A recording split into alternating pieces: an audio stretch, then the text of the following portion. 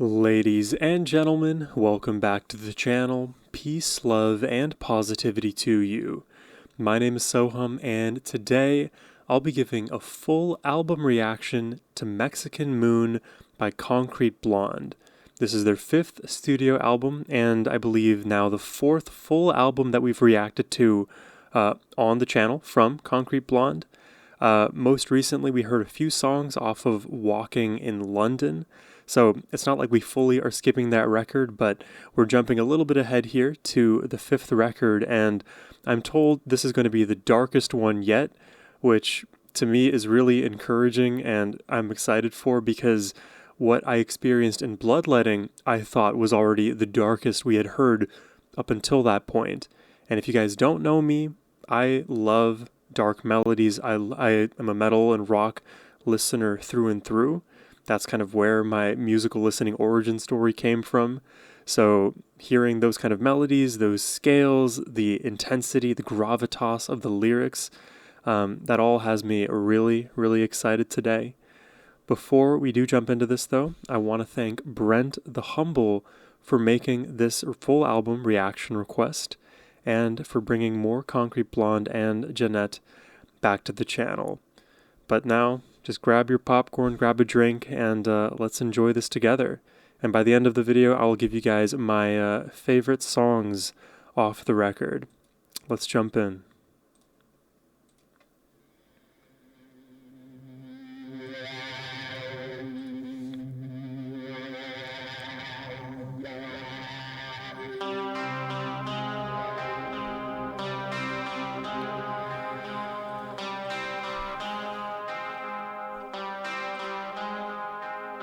Jenny, I read something you said about rock and roll and life and death.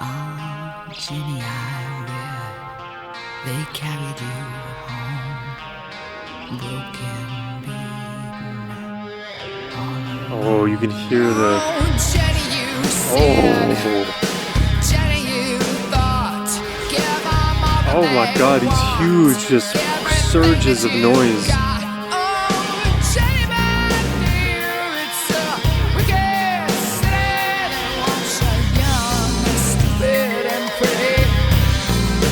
Listen to that bass line.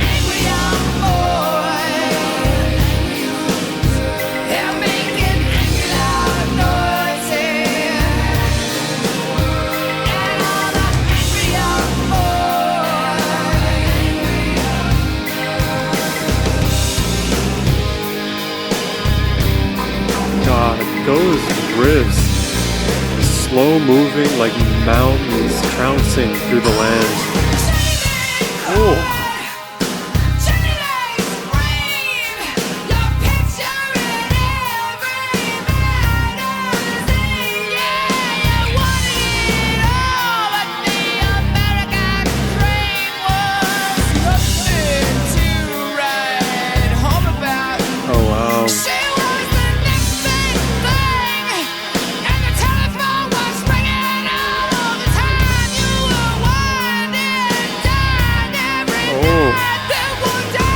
Cool delivery there.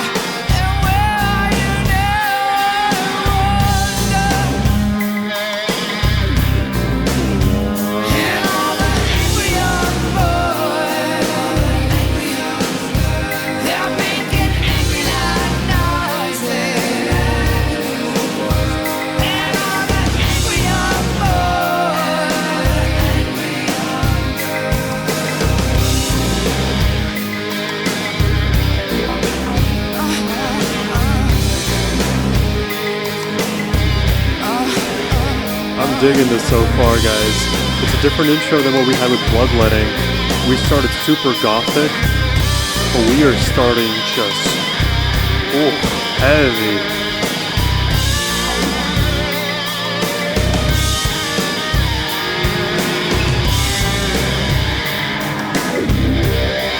Kinda grungy, very hard rocky.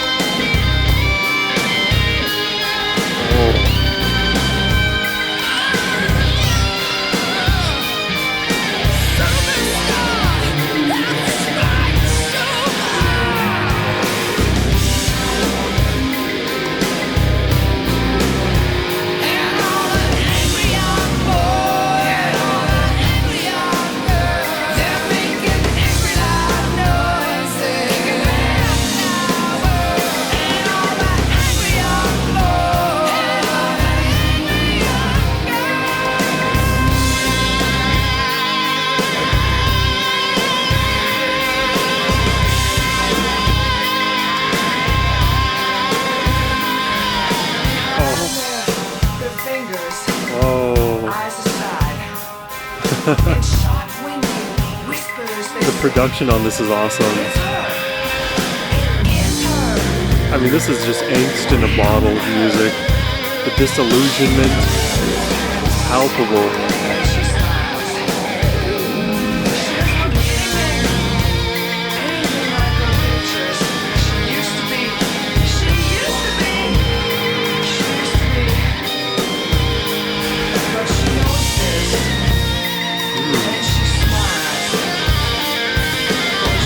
Oh, the guitar work.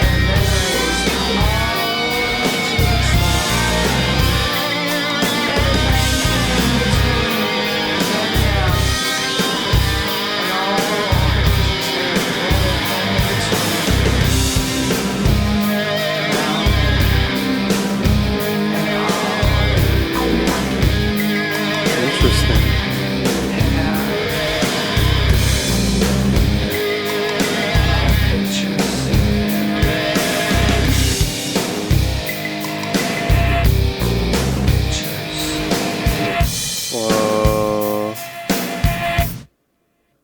Whoa, what a statement to start this album off on.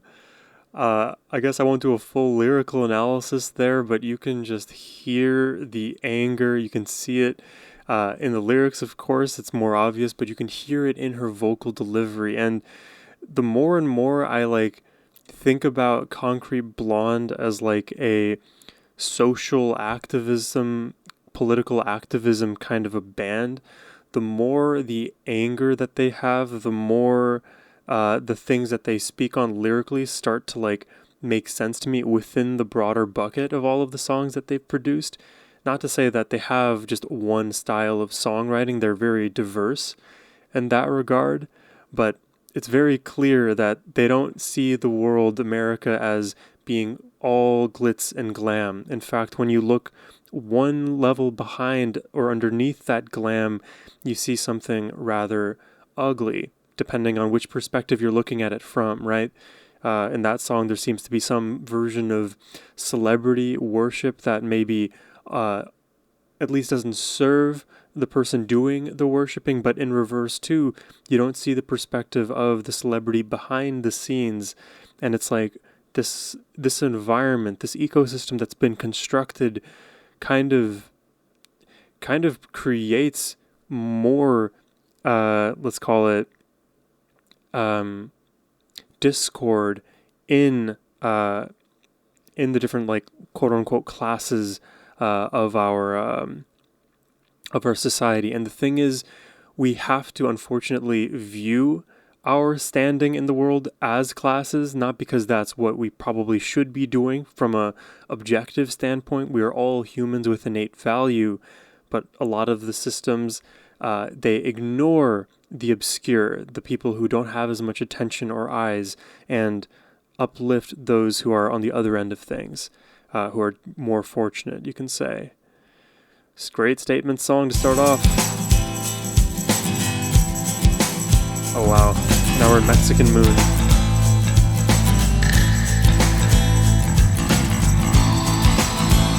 I feel like we're about to be in some kind of a western.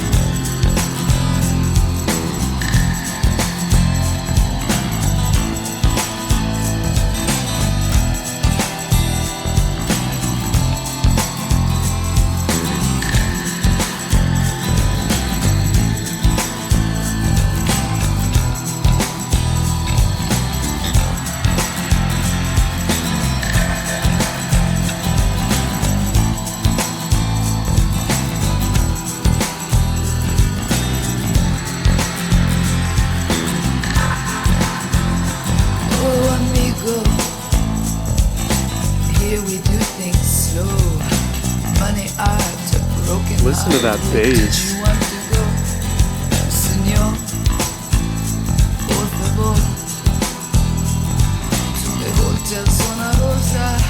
What did I come here for? Oh, senor, I run, but the damage has been done. Miles and time away, and I am more than never come. I look up at the sky, I am tired.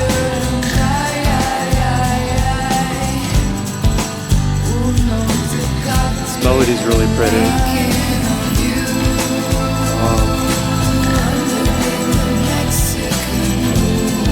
I really like that melody.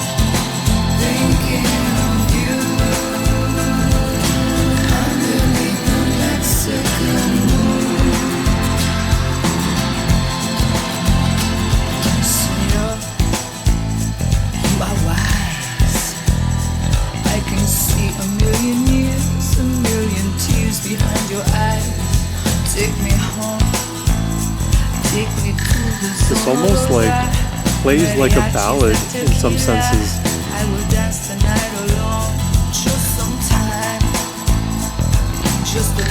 But with more bass than you'd have in your standard ballad, that's for sure.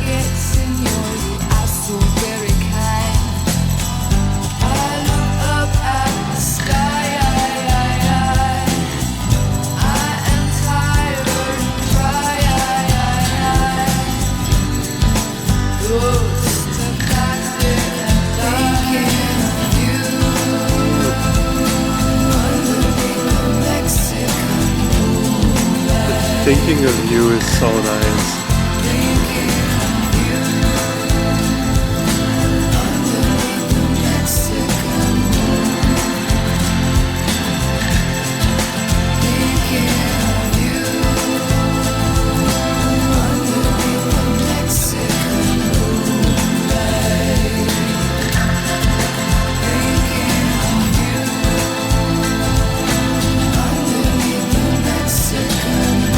This gets me into my body. I love the swaying in this. Ooh. Did you hear that acoustic? Kind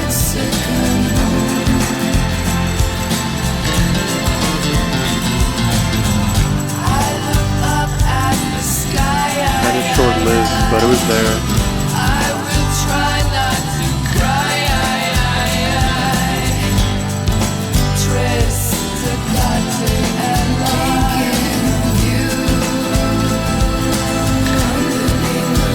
Tres tecate, dos tecate, uno tecate, 1, 2, 3.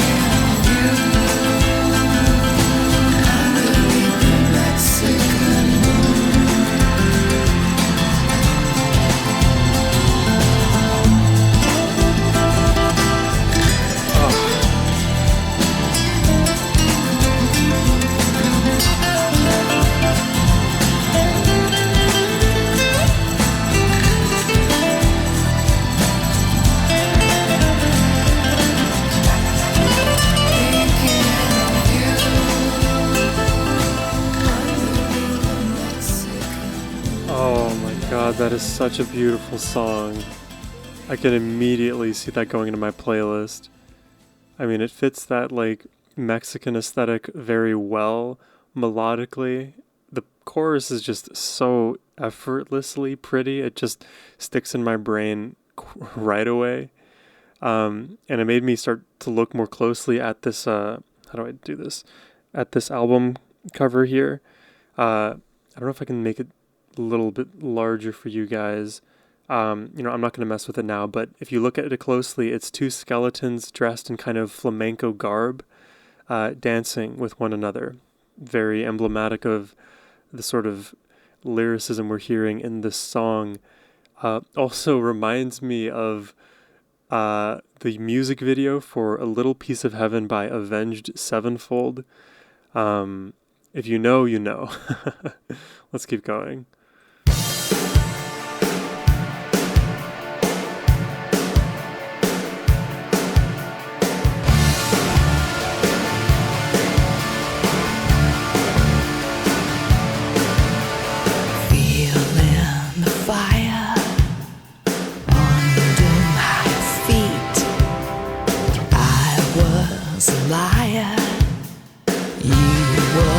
Cheat, play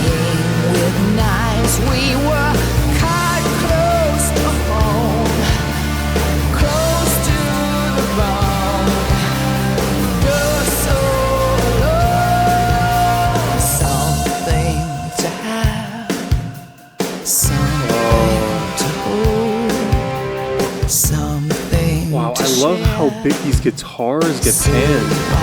It's so wide in this mix.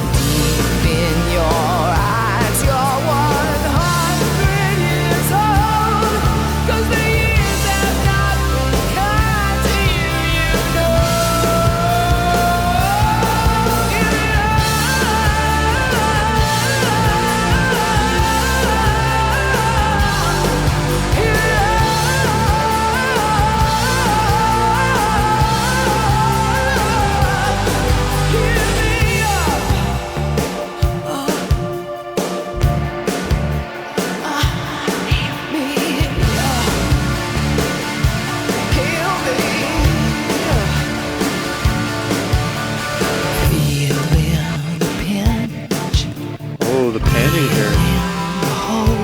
Figure out kind of echoed around your headphones.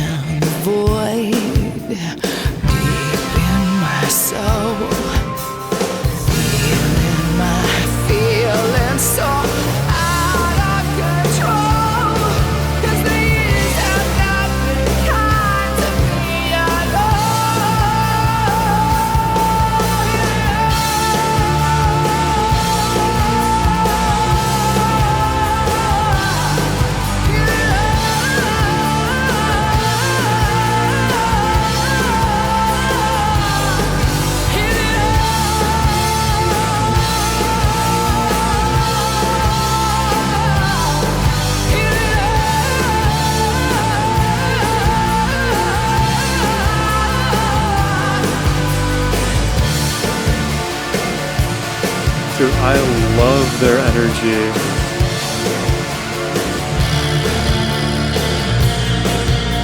When I listen to them, I'm kind of reminded of a combination of Heart with Ann Wilson, Lacuna Coil, and a bit of Rainbow.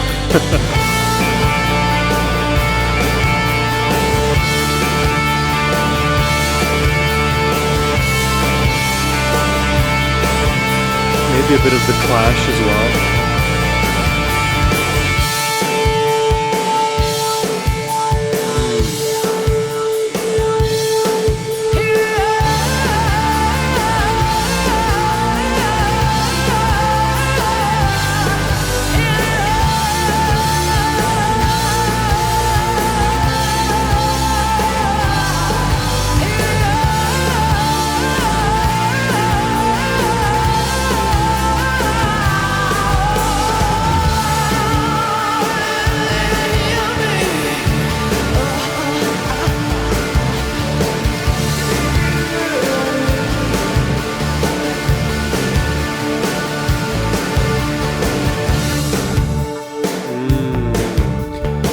Shout out to the bass player on this whole record so far. Super noticeable.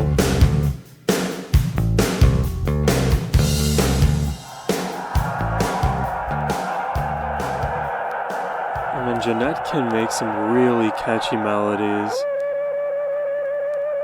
Jonestown. Oh gosh, if you know the story of Jonestown,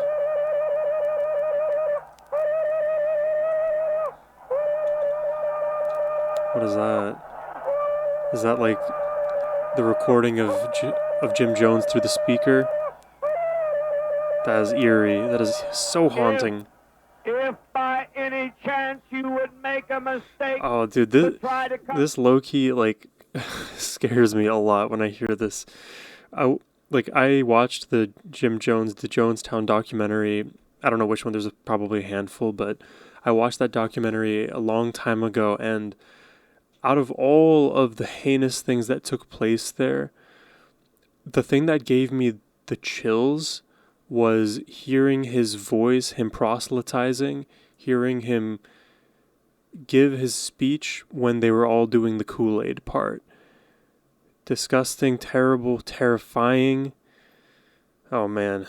If by any chance you would make a mistake to try to come in and take any one of us, we will not let you. You will die. You will have to take anybody over all of our dead bodies. Love is the only weapon.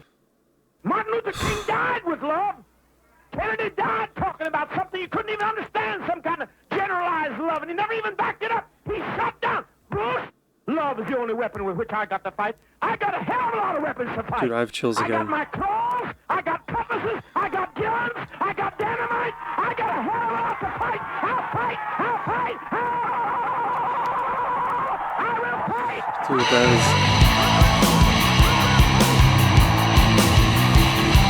that is chilling. Oh.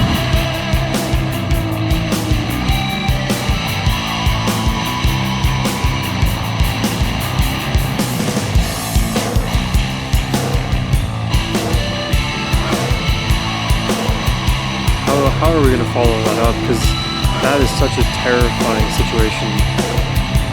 Such a terrifying person. You hear the anger and vitriol with which he was spewing all that? Oh.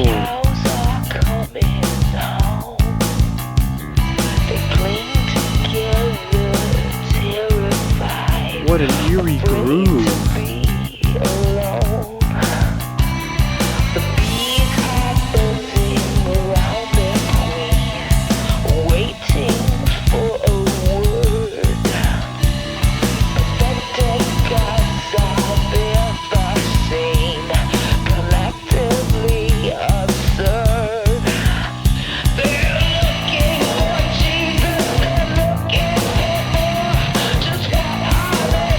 Guitar, pure, it's like a lawnmower.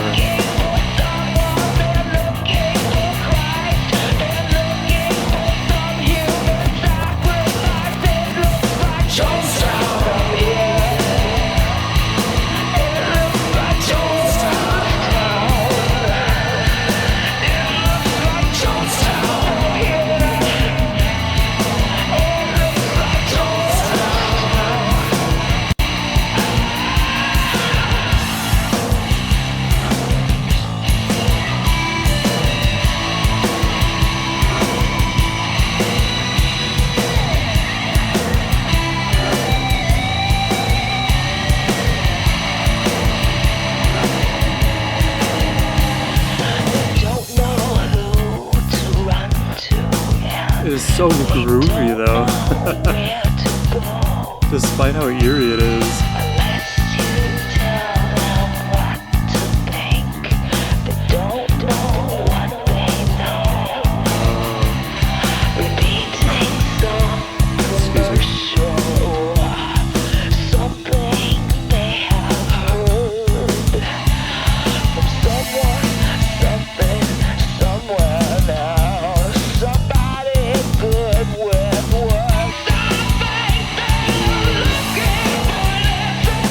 That is like a defining quality of a lot of cults, is that their leader tends to be an extremely eccentric expert orator. They have the ability to take any word, twist it into a way that serves them, and if you don't believe what they're saying, it's because you have some fundamental misunderstanding with your place in the universe and your self-esteem. And oftentimes, like, as cults typically behave, they will excise anybody who disagrees with even the smallest tenet in what they're preaching. So by the time you've had a longer stay in a cult or cult-like environment, the people who are there are as homogenous as possible in terms of their thinking, and then everything that comes from the top down is better received, and then the person leading that cult will know what further to say to keep that group there, intolerant of dissent or curiosity in any of the ways that they can. It is master manipulation and true evil. Somewhere now, somebody good with words.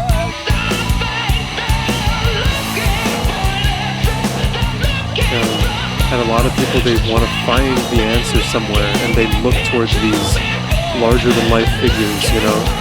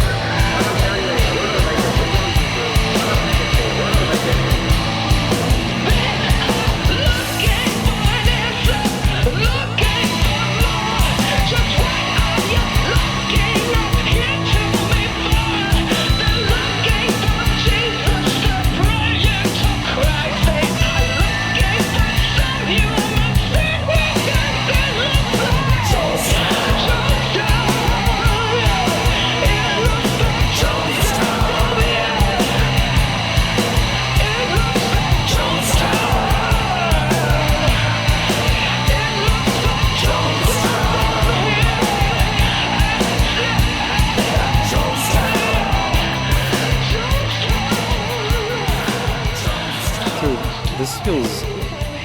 this album so far has a lot of like this kind of grunge feel to it, which I was not expecting. That is a hard song, very harsh, very impactful.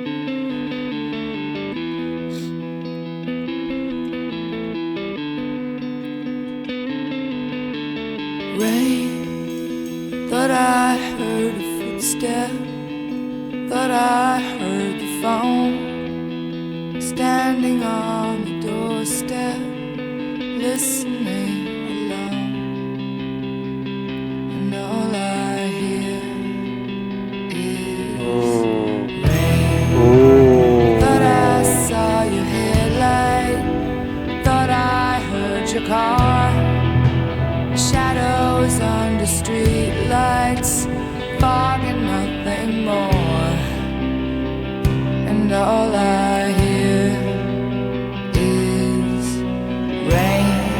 Oh man. And things I try. I like how it's ominous and dark and still finds a way to be pretty. Oh wow. It's falling from my eyes. These kinds of days, seasons have changed again. I said your name. I wonder where you are, watching the rain, and it makes me remember things I tried to say. As I listen to more and more Concrete Blonde, I can't shake the thought in my mind that they remind me also of the band Garbage. If you guys don't know that group, I encourage you to check them out as well. I'd imagine there's some crossover between the Concrete Blonde and Garbage fandoms, but I think I'm just now making that connection.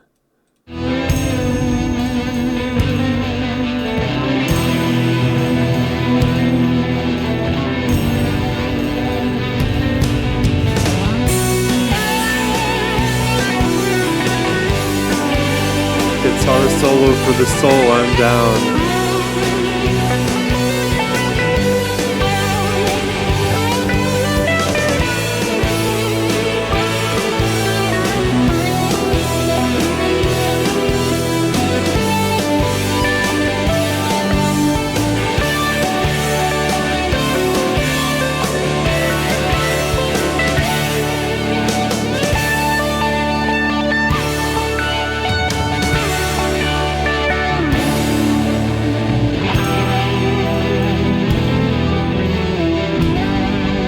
A lot of sad songs in this one.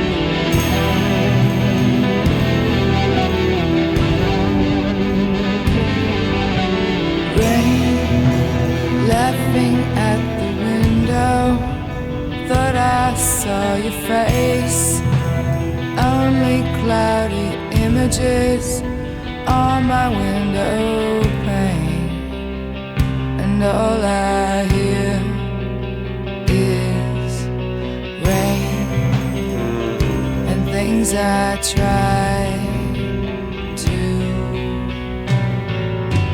say. That is a sorrowful track. And it just ends on a sorrowful note, too. Well, I guess Spotify has no lyrics for I Call It Love. Oh. Dude, I love these songs where the guitar starts, whether it's like the arpeggiated chords and melodies, or just straight into solo. I'm down, man, so down.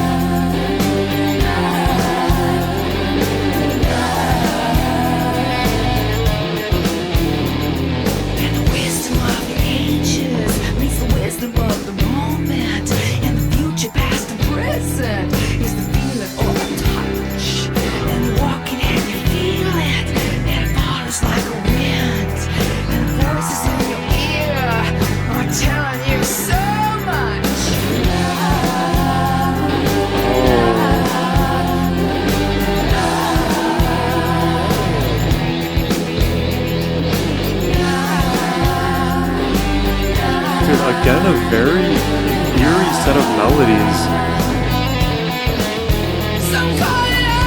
Good Phrygian in there.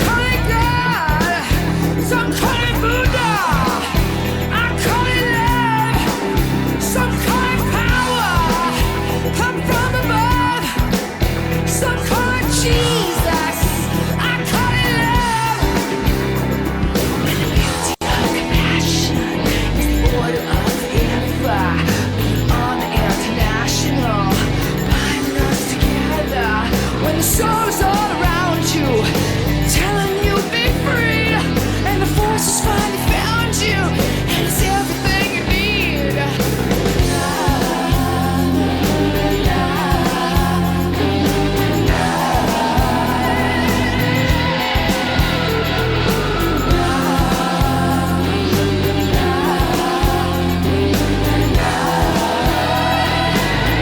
There is a very, very specific reference that I'm going to make here.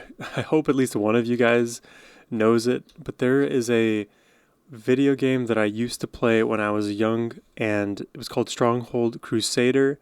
Basically, you would control a kingdom, and you would create, a bunch of stores and, shops, and take care of your population, and create an army, and then fight other armies. And I played this game so much, and I really got familiar with the soundtrack of this game, and a lot of course, medieval castles and fighting happened during the Crusades, I guess. And I remember listening to so many Middle Eastern influenced melodies, and I am just hearing those influences in this song. I think it comes out in the Phrygian scale that seems to be employed here, but additionally in the vocalizing in this kind of chorus, that kind of motif, super reminiscent of what I hear from that part of the world. Fun game to play. Check it out.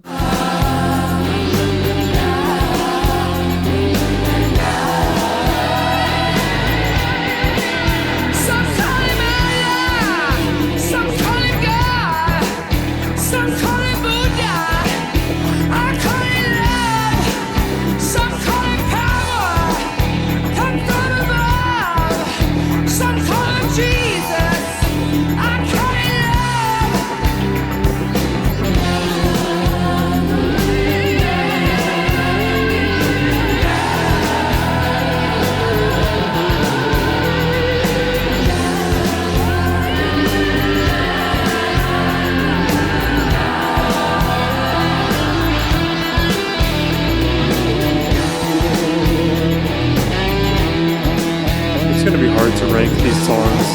I like a lot of these already.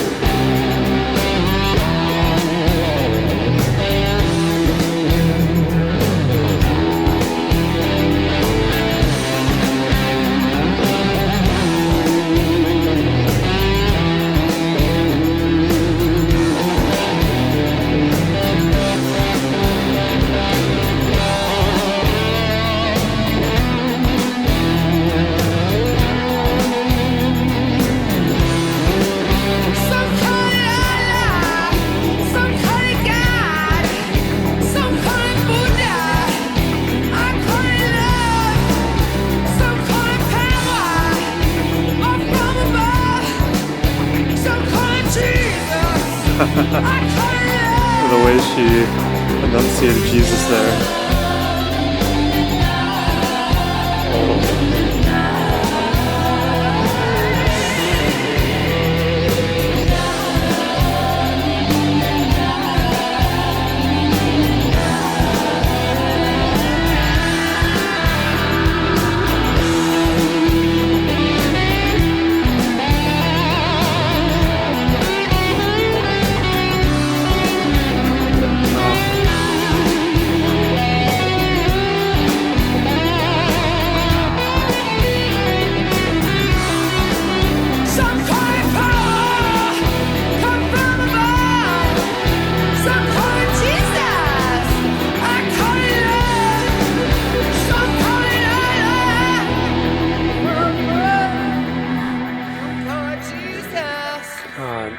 vocals are such a mainstay.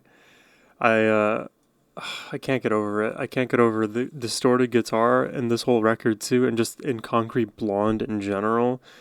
They just lean into the murkiness, the fuzziness, the distortion, the overdrive, everything that a young guitarist loves in their heart is just born out. And when you listen to a Concrete Blonde song, that was an interesting song too lyrically. It's like when people are having trouble finding their moral center or where their sense of identity and values come from, then they turn to all kinds of, gods and creators and paths. And in a similar way, you kind of think of cults. This is why so many people like Jim Jones, as an example, are able to draw people in, because a lot of us are always on the search for meaning, understanding. Important to note that having perfect understanding as humans who are fallible and not not the largest thing in this universe, we need to have some humility and maybe need to be okay with not knowing. And if we can reconcile living with not knowing everything, then I think we can find peace in our existence, and the search can be one of curiosity and joy rather than one that is plagued with anxiety and fear. Because often when we can't find meaning, we we're trying to find some kind of buoy in the sea of chaos, but that chaos is perceived.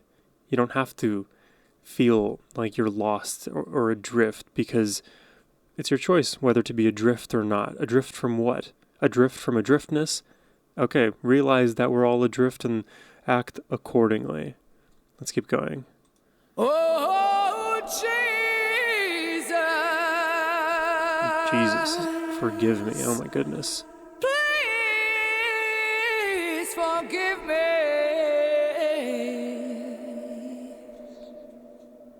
for the things I'm about to Oh. say. You hear the echo on her voice there? Oh, it is a soulful intro. I killed you Oh my god, the character in this.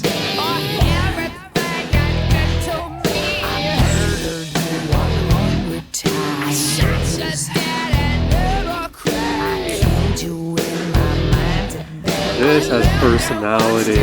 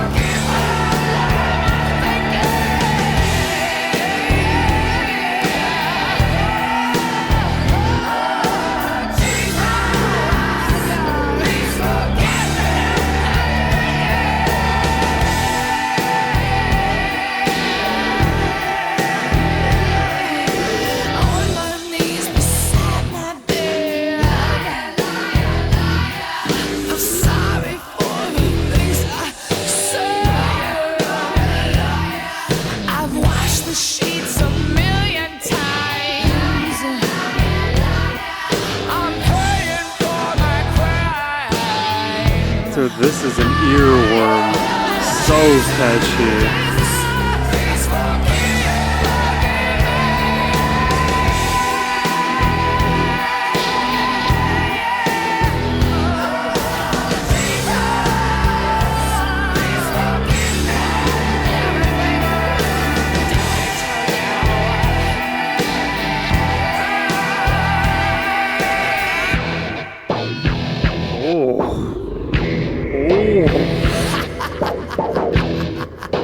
Dude, you cannot not headbang to this.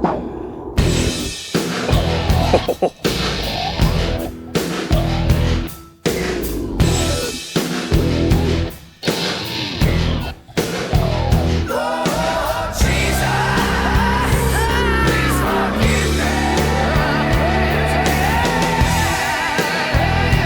is like hard rock soul together. So nice.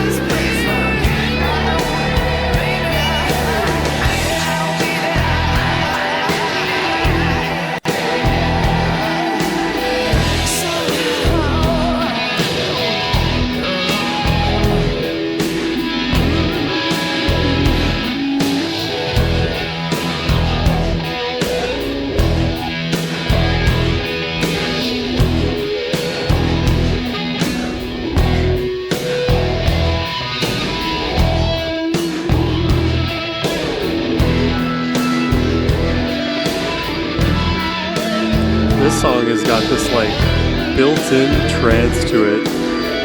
Keeps you grooving.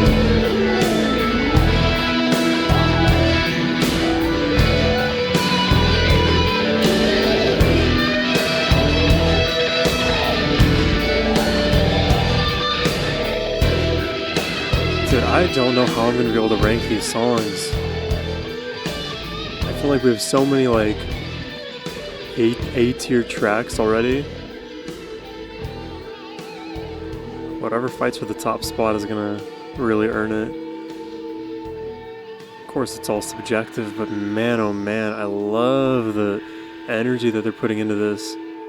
Dark melodies, slow grooves, heavy beats, heavy guitar, potent bass. It's a different shade of what we had in Bloodletting. Almost like an addendum to Bloodletting. And that was a good transition.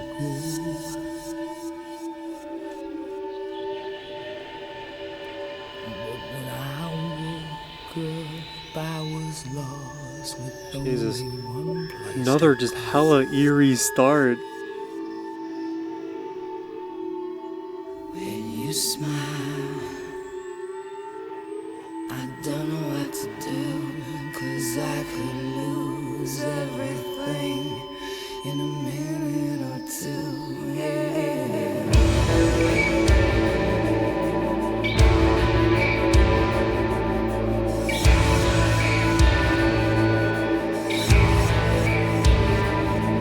It's not fair to push you against all the years behind.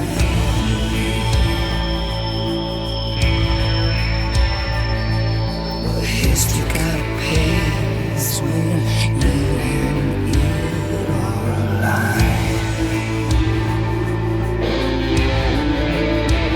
When you smile, I don't know what to do, 'cause I could lose everything in a minute or two, and it seems like the end of the world. When you smile. This song is a slow burn. It's just built to this place.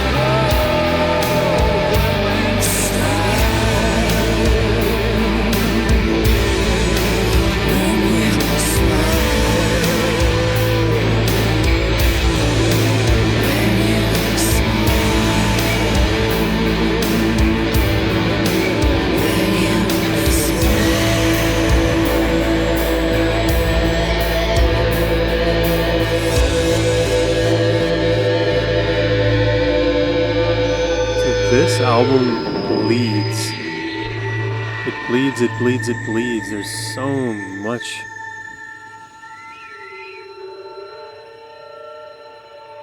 That was such a slow burn of a track. I like that though. Weirdly, it feels like a palate cleanser.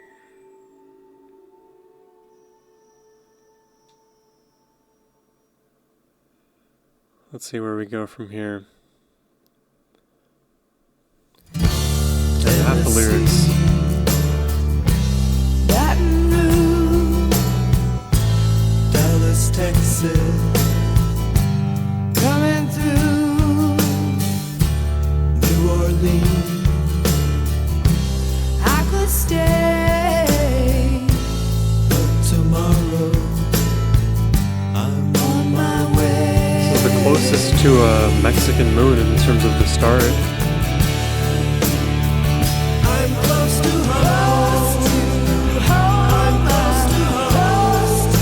We're getting some more of a duet here. Some obvious harmonies, or at least opportunities for harmonies.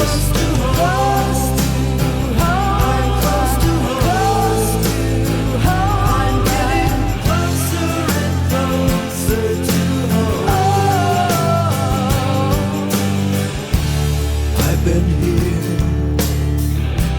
I've been there, I've been nowhere, everywhere.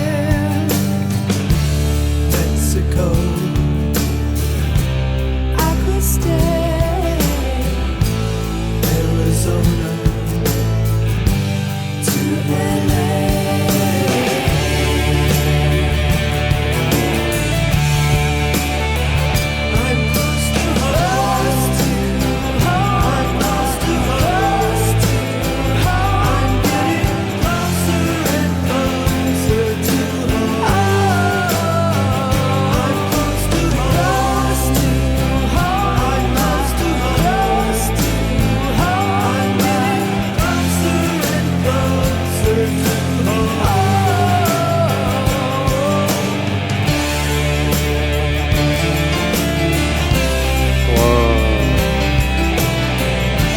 Interesting melody.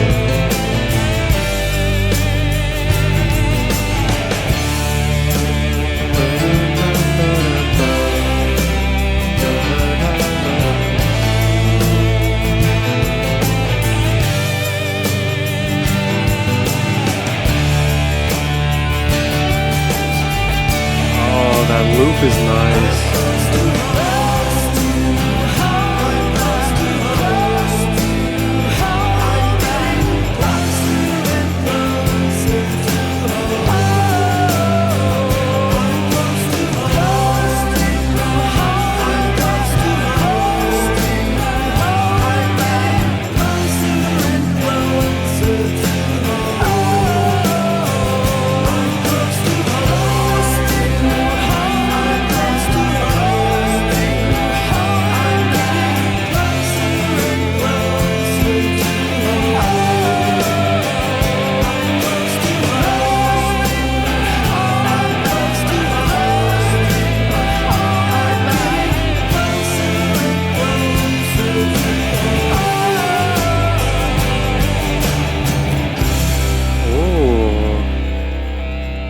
Dude, at unexpected moments, I find myself just swaying so much. It's not at all when I expect it to happen though.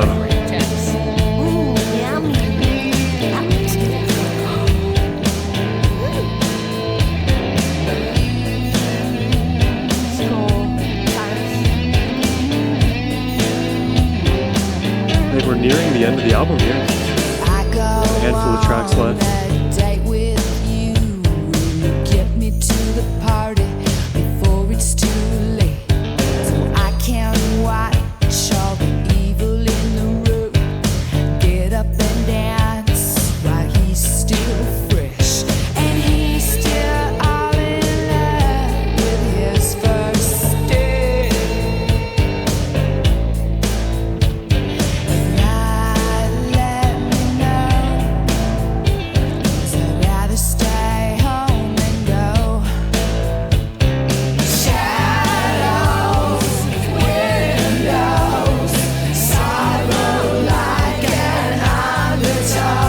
What an interesting chorus.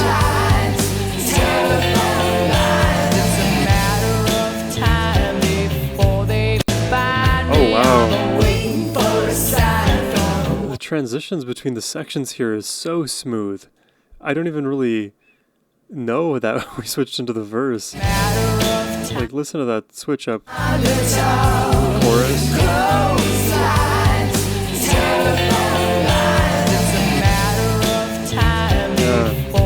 It's like the way the chorus sits in my ears as like a music listener. I'm like, this isn't the most obvious chorus ever, but you still can tell that it is. And then when it switches into the verse, it almost feels like an extension of that place. It's almost as if it became a post-chorus. The only thing that's preventing me from thinking that section was a post-chorus is the fact that verse 1 parallels verse 2 in its position and style. It's a matter of time before they find me. I'm waiting for a sign from one of my kind.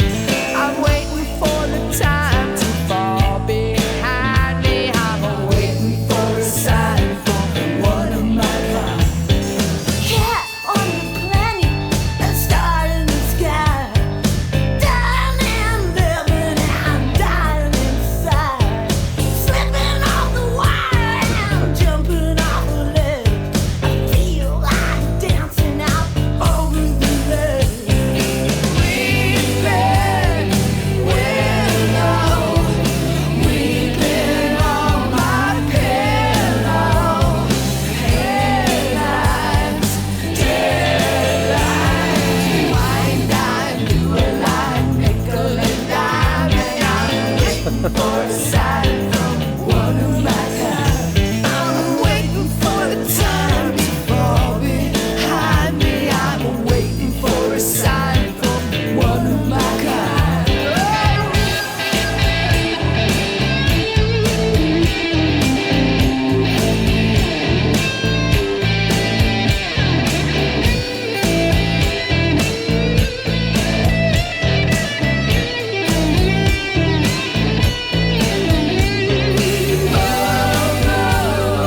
My show, soon we bloom from our cocoon.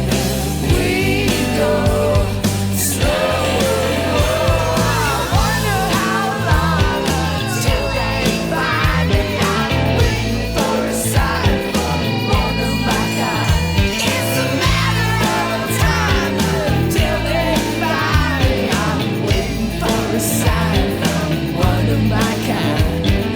Waiting for a sign from one of my kind. I'm waiting for a sign from one of my kind.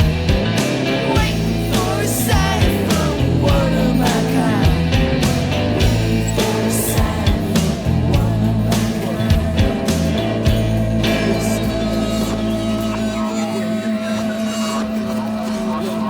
Kind of sounds like the Matrix unfolding right now, that kind of intro sequence.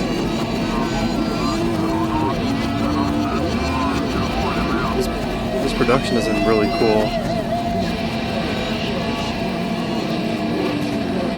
It's an interesting track. Can I just play a little bit of it on my own just to get the... Where are we going now? End of the line.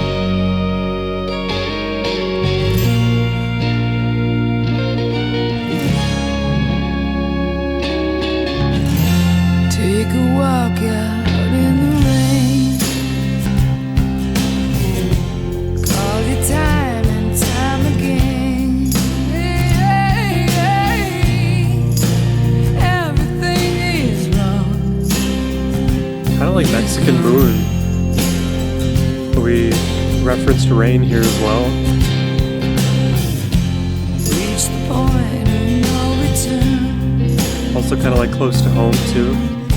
The more I see, the more I stand alone. I see the end of the line.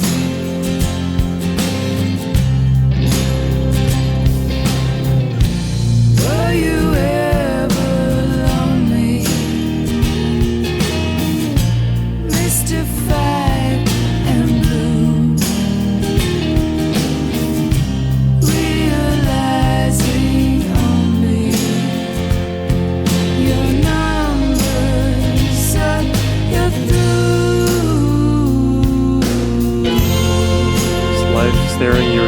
face. End of the line.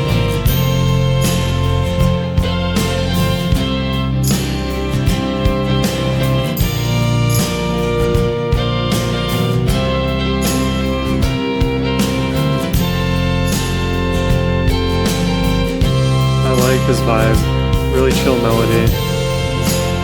Chill instrumentation too. All things considered.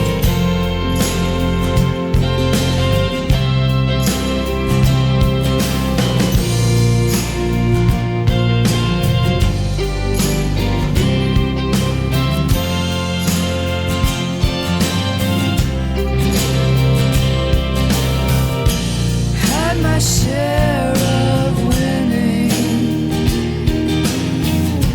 Now's my turn to lose. After a fair beginning. I think something is happening to me at this kind of latter half of the album where it's feeling like some of these songs are blending in together for me. I would attribute that to like me just listening to all of this continuously, but the thing is I am taking notes and I'm finding it a little bit more difficult at this later stage to like separate some of the feelings that I'm getting from each of these songs. The way I'm able to better do it is through the lyricism, but in terms of like the feel, the main differentiator instrumentally is usually whether or not the balance is shifted more towards the acoustic guitar if it's present, the electric guitar if it is present, or Jeanette's vocal delivery and that style. But somehow like the atmosphere is very consistent, which makes it hard for me to like assign unique character to some of these later songs. After a fair beginning, the game's up, you're through.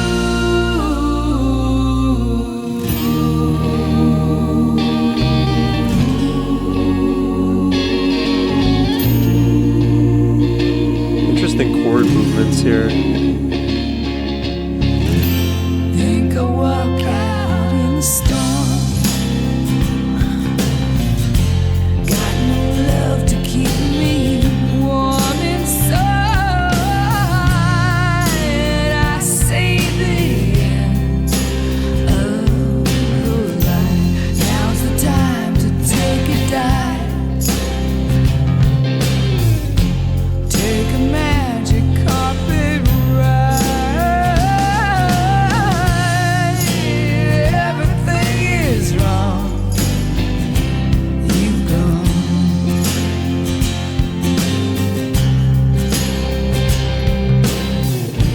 If you ever miss me, Oh, that was weird. if I should cross your mind, you know where to find me. I'll be waiting at the end of the line.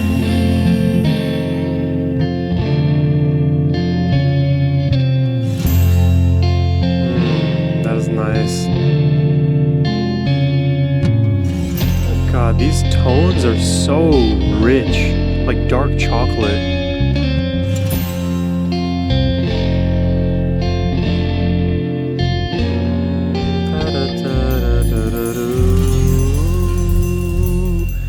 Yeah, what scale is that? Another Phrygian or double harmonic minor? I don't know if that's a thing.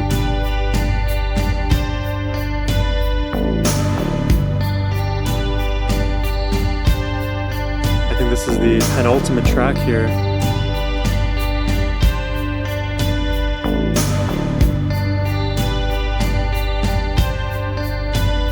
all the minutes of madness,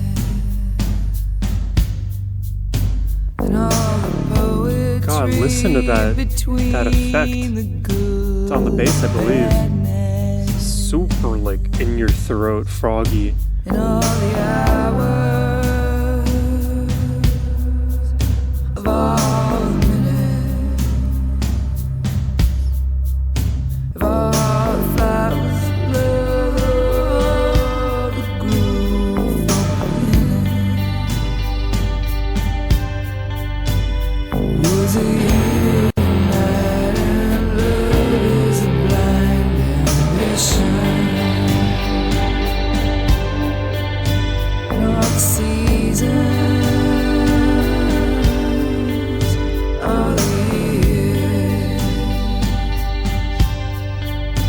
and all countless other questions and seasons of fear. Good answer. Interesting harmonies here. There's something like kind of unnerving about these harmonies. It's not like completely scary or dark. It's just like there's this subtle friction in the notes. It's not like a, you know, first scale degree and second scale degree kind of a dissonance. It feels like more of a maybe it is a 1 and 2, but it's not, because it is part of the same scale. I don't know. Somehow in the delivery, it's like you hear the main Jeanette line and then the harmony line here. It's like there is a bit of baked in dissonance. Let me listen again and see if I can explain it better.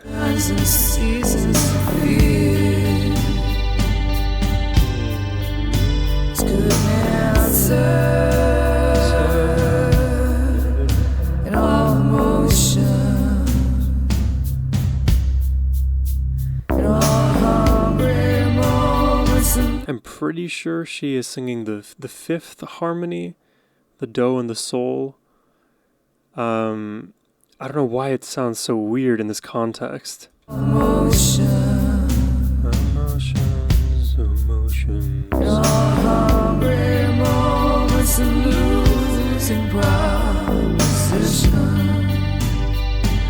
Maybe it's because like the background harmony is, I think, staying on the same pitch, so the main vocal line we hear from Jeanette, that one's moving, but what's in the background is stationary. I guess. But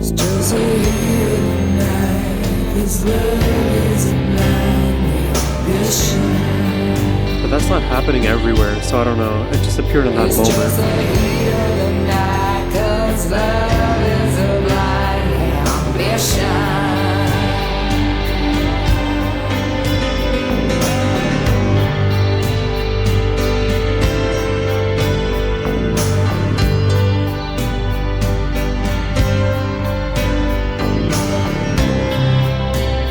Piano work here.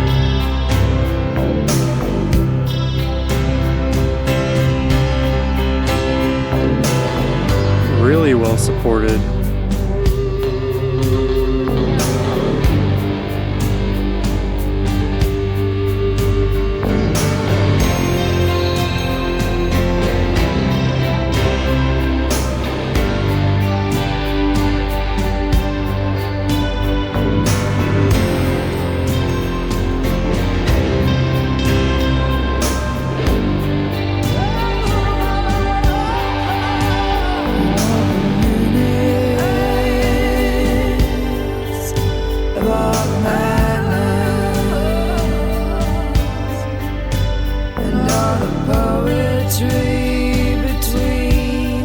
It's like a reflective track, is how it feels.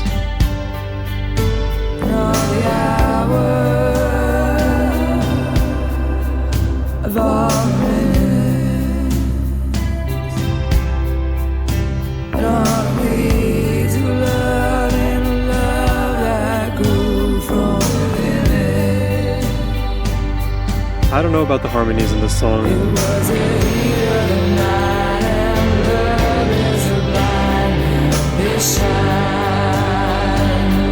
At least not in every spot.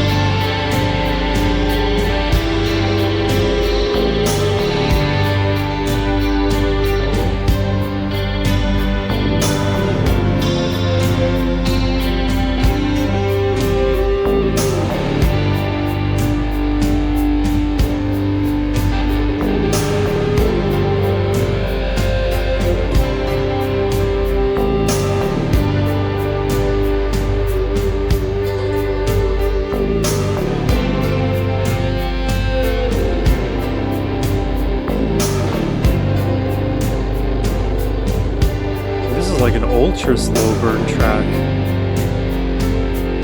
You're kind of just like wading in the shallow and the deep at the same time. Oh, whoa, full piano now.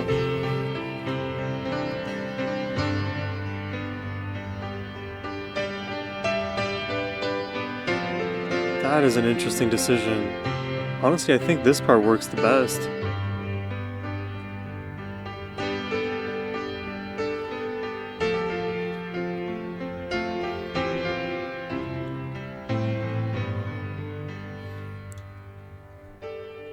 I feel like the identity for this song is hard for me to figure out.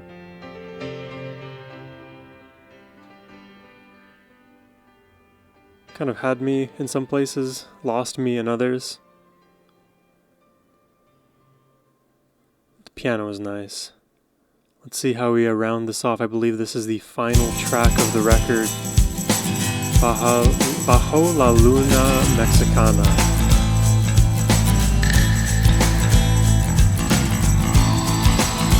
Immediately reminding me of Mexican Moon.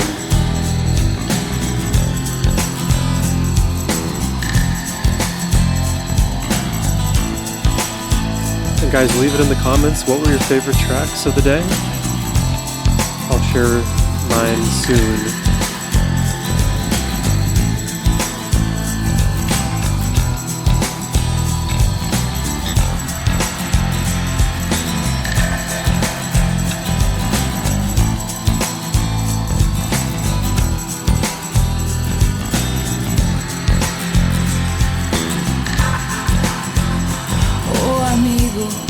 Hacemos todo despacito.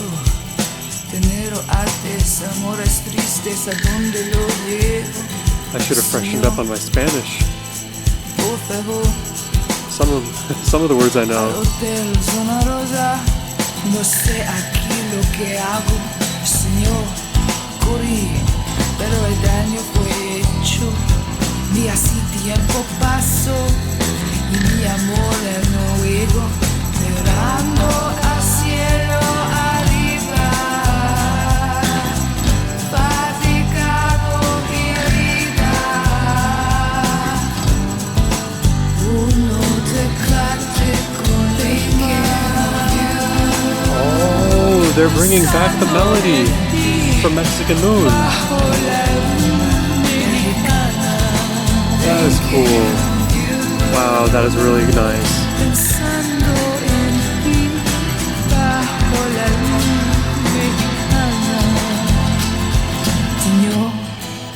Wow, that is such a smart decision to actually link the lyrics back. Feels very full circle, super cathartic.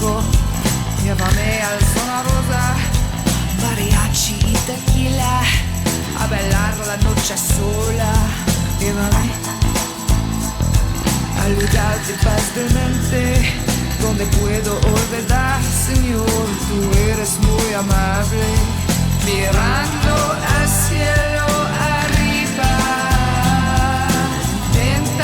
How is her pronunciation? It sounds pretty accurate, but I'm not an expert.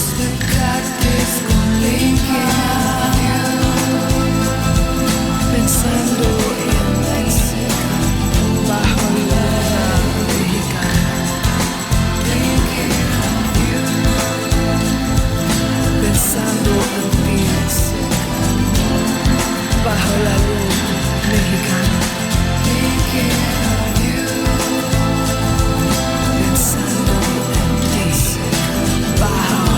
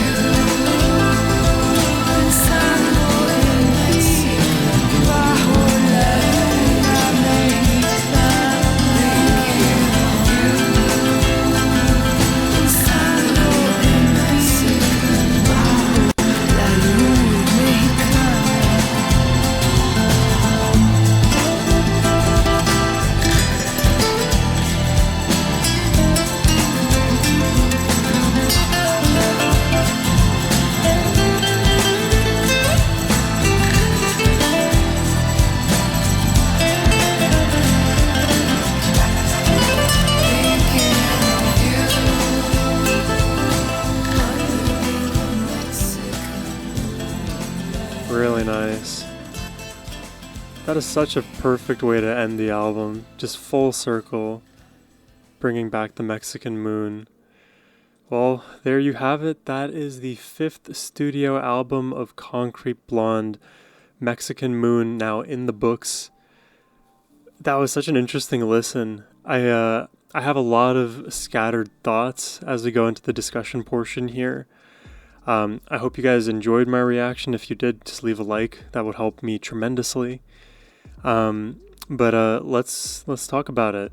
I'll start at a very high level. So I think the first thing I want to say is throughout this track, through this album, excuse me, there were so many really great grooves. I found myself bouncing and swaying continuously throughout this record in moments that I wouldn't have expected to, which I found really enjoyable. Actually, that's kind of a way of saying like the music just took me and carried me away. And the thing is, it didn't do so in a very obvious way because a lot of these melodies were rather dark. Same thing can be said about the atmosphere. It's very hazy in some of these songs, and it's hard to necessarily concretely define what some of the major melodies are from track to track.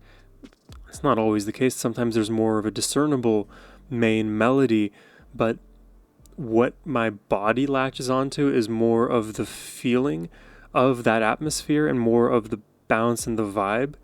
So it's interesting when in some moments where the rhythm was completely stripped away, where my brain would go would be towards the lyrics and the instrumentation separate to the beat, which, I mean, that's a natural, banal kind of comment, but that kind of goes to show how important the beat and the bass was in this entire record. I think I could attribute maybe the majority of that groove to the bass being so prominent across every single track in this album. Like, if there had to be an MVP, I might give it to the bass this time around. Maybe in the spirit of like letting everybody have their time to shine, but truly I think the bass had a very pronounced role in a way that was less obvious in previous Concrete Blonde records. And I think that also attributed to some of the darker, lower textures that we heard. But, you know, you also can give a lot of that to the guitar as well. Super distorted, fuzzy, massive synths where you hear them. I don't know how they, in most of the songs, created this like very kind of grayish feeling atmosphere. Like, as I listen, a way I would describe this record is like, it's gray. There's not a single moment where I'm like, oh my god, I can hear this specific thing crystal clear, cutting through the mix entirely. You'll be able to make out the relative shape of any one of the instruments or vocals, but if you were to like draw the borders of that shape, they would start to blend in with the other things. And depending on which way you take it, that may be a pro or a con. I think for me in this context, it served as more of a con when a lot of the instruments were bleeding into one another, making it harder to hear all of the particular elements or melodies. But I will never say no to distorted guitar. It needs to be said, you want to make the distortion not, I guess, permeate the entirety of a track or album. But let's keep on going. I really liked that there was a sort of 60-40 split between electric guitar riffs and utilization and acoustic guitar throughout this record. I think the balance there was nice, and even within a song you would have moments of both. Now, depending on what we would start off with in a given song, that would usually be the instrument that would persist. There were a handful of songs where we started with acoustic and then kind of held that throughout. Other songs where we started with the electric guitar and then that would become a larger within that track. So it's interesting to see the way in which each of these songs grew from that perspective. And of course, Jeanette's vocals are always going to deliver. Though I do think that there was a little bit less dynamics in her vocals overall when I compare it to what I heard in Bloodletting, but not by a major degree or anything, but just I think I lost some of her delivery due to some of the way that this record was mixed. And I don't know at which point I was going to bring this comment up, but I'll bring it up here. At moments, I was like reminded the way in which Jeanette's voice and some of her own backing vocals were mixed together reminded me of the Grateful Dead. Now, stick with me here. When Bob Weir is the main vocalist in a Grateful Dead track, oftentimes you'll still hear Jerry in the background, and he'll like wane and soar in his kind of like croaky kind of voice, and it's very charming when I hear him do it, and I kind of felt moments of that throughout the mixing of Jeanette's vocals here, where her main voice would sound more like Bob's, and then her backing vocals would feel a bit like whinny, as if it was Jerry. That to me is just like a cool reference, but doesn't speak about like the quality, if it was a good decision or not. Just something I noticed. But overall, this album, I would describe as like dreamy, nocturnal, sad at times, slow burny for sure, eerie a lot of the time, dark throughout. I think overall a bit less angsty, but of course there was not no angst. There was definitely pronounced moments of that, but I think comparatively we had less angst than even what we hear in some of their lives. Thematically, in terms of lyrics, we had a whole host of interesting topics covered. We had the cults, the disillusionment with the state of the world, which seems to be a big one, emotional state of the self, the damage that we feel in any given situation from our past traumas or something that's happening in the current moment. There was a song about like the disorientation that one has as a result of really, really overwhelming love, navigation of broken relationships, sorrow, loneliness, finding meaning amidst chaos. There was a whole host of interesting lyrics to kind of discuss there. That might be one of the shining elements of this entire album, were the themes, were the lyrics, because they like paired really well with the darker atmospheres. But I would say I think I preferred the first half of this record more than the second half. I feel like the majority of like the unique character of this album I was already able to kind of suss out by track 7 or 8, and afterwards we did in moments get repetition of what came before stylistically, and even at some points lyrically there, even in the end, that final song bringing it back full circle to Mexican Moon, which in that specific comment I wouldn't say that as a slight or a negative thing. It's more just me not being able to define the second half any differently than what we experienced in the first half. For Parsimony, you could probably get most of the feeling of this record out relatively early. So I think all in all, I probably liked Bloodletting a little bit more than this one, just because I feel like there were more distinct, unique tracks on Bloodletting that feel like I could take them out of that context and, give it to a certain group of people and have them enjoy it. I feel like this album would be less accessible to audiences of different genres. I think you would need a more specific niche to enjoy this one fully. But yeah, that's my high level. Let me jump into my, how do I want to do this? I'll do my top, 5 songs here. Normally I do top 5. In 5th, I have Rain. I think we had a really great guitar melody and vocals to start it off with, and I think in that song in particular, I was reminded of the band Garbage, which I also hold in extremely high esteem. And when you have good guitar solos, like, you're just gonna bump up the rating just very quickly. In 4th, I gave it to Jonestown.